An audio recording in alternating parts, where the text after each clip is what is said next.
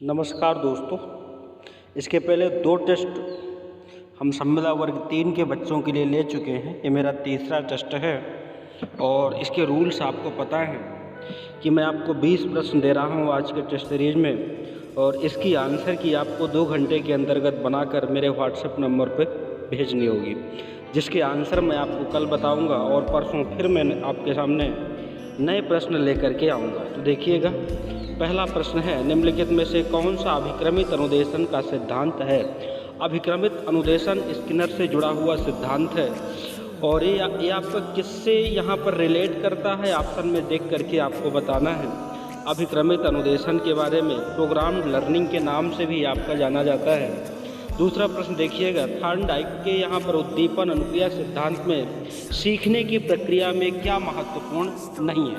आप जानते हैं कि स्टिमुलस रिस्पॉन्स थ्योरी थॉर्नडाइक से जुड़ी हुई है और उस थ्योरी में कौन सी चीज़ ज़्यादा महत्वपूर्ण नहीं है, ये आपको बताना है दूसरे प्रश्न में।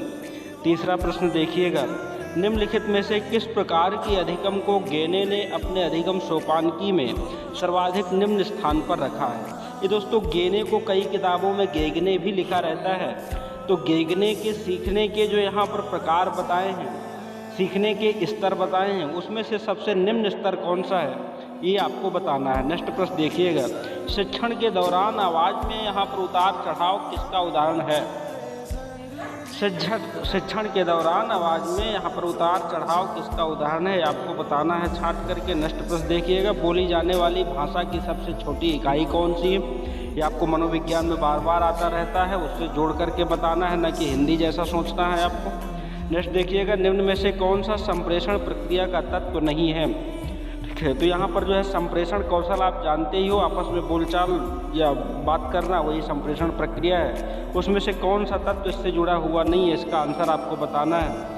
नेक्स्ट प्रश्न देखिएगा, मंदित मना बालकों की शिक्षा है। तो मंदित मना बालकों के अर्थात मंद बुद्धि बालकों की शिक्षा हेतु कौन सा उपागम उपयुक्त कहा जा सकता है।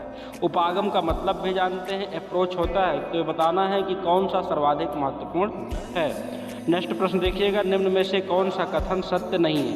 ये आपका लर्निंग के चैप्टर से जुड़ा हुआ है और कुछ विकास के और एक बुद्धि के, तो सबकी एक एक विशेषताएं लिखी हुई हैं, कौन सी विशेषता सही नहीं है, ये आपको बताना है। नेक्स्ट प्रश्न देखिएगा, सृजनात्मक समस्या समाधान की वह अवस्था जिसमें व्यक्ति असंगत सूचना पर ध्यान नहीं देता, उसे क्या कहते हैं। कुल मिलाकर के जब भी आप रचनात्मक कार्य कर रहे होते हैं, उसमें से कोई भी संगत सूचना आती है तो उस पर आपका कोई ध्यान नहीं जाता, उस चीज़ को क्या कहते हैं। नेक्स्ट देखिएगा, सूक्ष्म शिक्षण है, सूक्ष्म शिक्षण को क्या माना जाता है, इसमें देख करके आपको बताना है।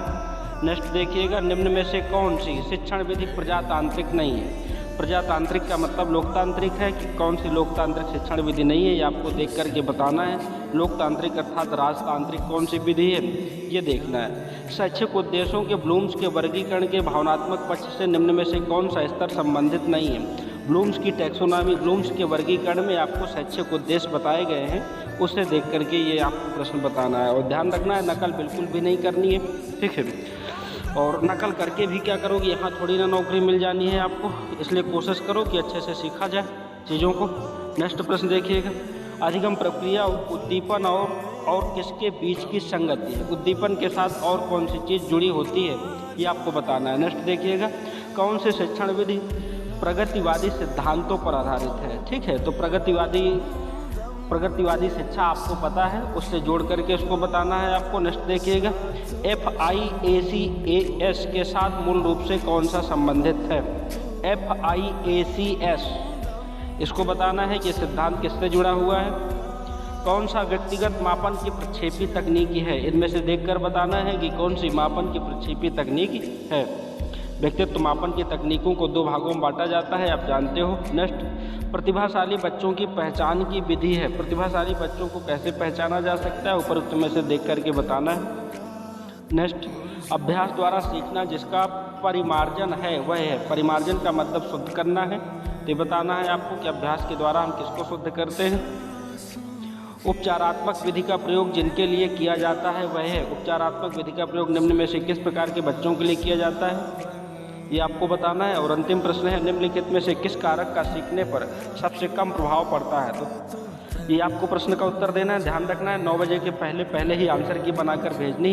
हाँ, जिन लोगों से नहीं भी बनते हैं वो भी कोशिश करें कि आंसर की बनाकर भेजें, जिससे आपका इंटरेस्ट ज़्यादा होगा और आप प्रश्न के उत्तर का वेट करोगे, और जिससे कम से कम उस प्रश्न को तो सीख ही सकते हो, भले ही पूरा चैप्टर ना सीख पाओ। ठीक है दोस्तों, नमस्कार।